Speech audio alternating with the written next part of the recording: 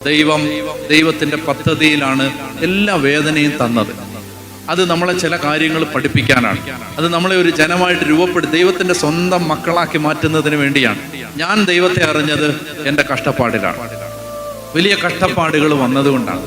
ചില ഒരിക്കലും പ്രതീക്ഷിക്കാത്ത സഹനങ്ങൾ ജീവിതത്തിലേക്ക് വന്നപ്പോഴാണ് ദൈവത്തെ അറിഞ്ഞത്, ദൈവാനുഭവം ഉണ്ടായത്, കർത്താവ് ജീവിക്കുന്നവനാണെന്ന് മനസ്സിലായത്.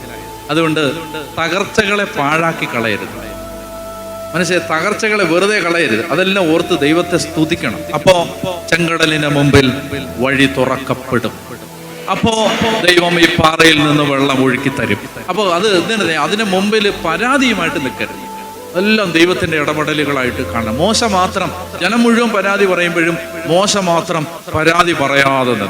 വെള്ളമില്ലാത്തപ്പോഴും കടല് കൺമുമ്പിൽ നിന്നപ്പോഴും എല്ലാം മോശ മാത്രം പരാതിയില്ല. അവിടെയാണ് ദൈവം അത്ഭുതം പ്രവർത്തിക്കുന്നത്. പരാതിയില്ലാതെ നിൽക്കണം. അപ്പൊ അതുകൊണ്ട് പ്രശ്നമില്ലാത്തൊരു ജീവിതമില്ല.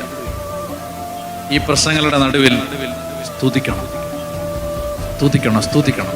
ദൈവത്തെ ഓരോ പ്രശ്നവും എടുത്ത് കയ്യിൽ പിടിച്ചിട്ട് പിശാചിന്റെ മുഖത്ത് നോക്കി പരിഹസിച്ച് ദൈവത്തെ ആരാധിക്കണം. ഹല്ലേലൂയ, ഹല്ലേലൂയ. എന്താണ് ആദിപാപം?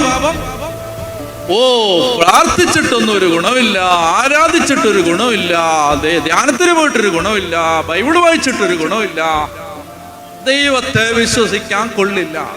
നിങ്ങളുടെ ജീവിതത്തിലുണ്ടായ ഓരോ ദുരനുഭവങ്ങളിലൂടെയും മരണം, രോഗം, മാറാവ്യാധി, അപമാനം, ദുശീലം, തകർച്ച, ദാരിദ്ര്യം, ഇങ്ങനെ നിങ്ങളുടെ കുടുംബത്തിലുണ്ടായ ഓരോ ദുരിതത്തിലൂടെയും ദുരന്തത്തിലൂടെയും സാത്താൻ നിങ്ങളോട് പറയാൻ ശ്രമിച്ചത് ദൈവത്തെ വിശ്വസിക്കാൻ കൊള്ളില്ല എന്നാണ് ജോബ് പറഞ്ഞത്.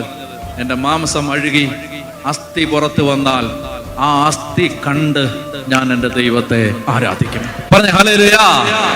നിങ്ങൾ മനസ്സിലാവുന്നുണ്ടോ? പിശാചിന് കൊടുക്കാനുള്ള ഏറ്റവും നല്ല മറുപടി ഈ തകർച്ചയ്ക്ക്, ഈ രോഗത്തിന്, ഈ വേദനയ്ക്ക് ദൈവത്തിന് ഒരു പദ്ധതിയുണ്ട്. ദൈവം അത് നന്മയ്ക്കായി മാറ്റും. ദൈവം അതിലൂടെ ചില കാര്യങ്ങൾ ആഗ്രഹിക്കുന്നുണ്ട്. അത് നിറവേറുമ്പോ ഞാൻ കൂടുതൽ അനുഗ്രഹിക്കപ്പെടും. പിശാചേ, ഞാൻ കൂടുതൽ അനുഗ്രഹിക്കപ്പെടും. പറഞ്ഞ ഹല്ലേലൂയ.